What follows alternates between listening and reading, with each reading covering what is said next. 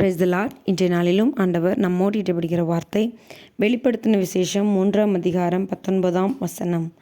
நான் நேசிக்கிறவர்கள் எவர்களோ அவர்களை கடிந்து கொண்டு சிட்சிக்கிறேன். ஆகையால் நீ ஜாக்கிரதையாய் இருந்து மனம் திரும்பு. ஆமேன். அன்பான தேவனுடைய பிள்ளைகளே, சில நேரங்களில் நீங்கள் நினைக்கலாம், எவ்வளவோ பெரிய பெரிய பாவங்கள்லாம் செய்கிறவங்களாம் நல்லா இருக்காங்க, ஒரு சின்ன வருத்தம் கூட அந்த பாவத்தின் நிமித்தம் அவங்க உணர்த்தப்படவே இல்லை, வருத்தப்படவே இல்லை, நம்ம செய்கிறது தப்புன்னு கூட அவங்களுக்கு உணர்த்தப்பட மாட்டேங்குது.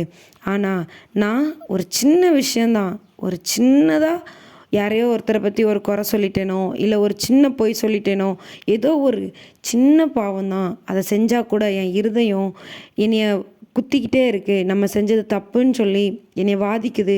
ஏன் எனக்கு மட்டும் இப்படி இருக்குது, நான் இப்படி செய்கிறதுனால எனக்கு பெரிய லாபம்லாம் கூட ஒன்றும் கிடைக்கல, ஒரு சின்ன சாதாரண விஷயந்தான் நான் செஞ்சேன், ஆனாலும் என்னால் நிம்மதியாக இருக்கவே முடியலை. ஆனால் எத்தனையோ பெரிய பாவங்கள்லாம் செஞ்சுட்டு துணிகரமாக தைரியமாக போய் பேசுகிறாங்க, தைரியமாக மற்றவங்களுக்கு விரோதமாக செய்கிற காரியங்கள் எல்லாம் பண்ணிவிட்டு சந்தோஷமாக இருக்கிறாங்க. நான் மட்டும் இப்படி நிம்மதி இல்லாமல் இருக்கிறேனேன்னு சொல்லி நம்ம யோசிக்கலாம்.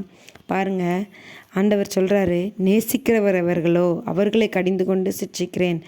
ஆண்டவர் உங்களை நேசிக்கிறதுனால தான் நீங்கள் செய்கிற ஒரு சின்ன தப்பு கூட, சின்ன விஷயம் கூட ஆண்டவருக்கு பிரியமில்லாததாக இருந்ததுன்னா உங்கள் இருதயத்தை போட்டு வாதிக்குது, உங்களுக்கு அது உணர்த்தப்படுறது.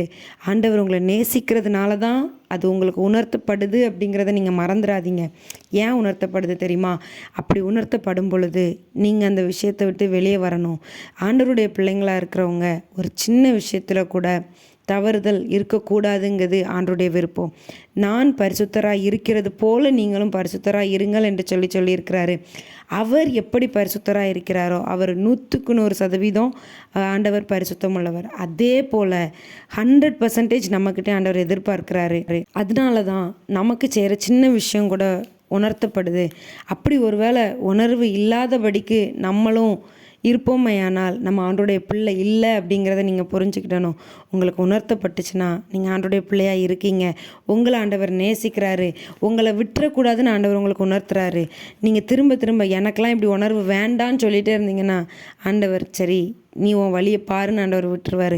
அப்படி ஆண்டவர் நம்மளை கைவிட்டார்னா நமக்கு ஐயோ. அதனால் ஆண்டவர் உங்ககிட்ட உணர்த்துகிற சின்ன விஷயமா இருக்கலாம், ஆண்டவருக்காக அதை மாற்றுங்க. நான் இவ்வளோ விட்டுருக்கேனே அப்படின்லாம் சொல்லாதீங்க. அந்த சின்ன விஷயம் கூட உங்ககிட்ட தவறுதலாவோ இல்லை குறைகளாவோ இருக்கக்கூடாதுங்கிறது ஆண்டருடைய விருப்பம். அவருடைய பிள்ளைகள் அவரை போலவே இருக்கணும்னு சொல்லி அவர் விருப்பப்படுறாரு. உங்ககிட்ட பேசிகிட்டு இருக்க ஆண்டருடைய வார்த்தைக்கு நீங்கள் செவி கொடுங்க, ஆசீர்வாதத்தை பெற்றுக்கொள்ளுங்கள். God bless you.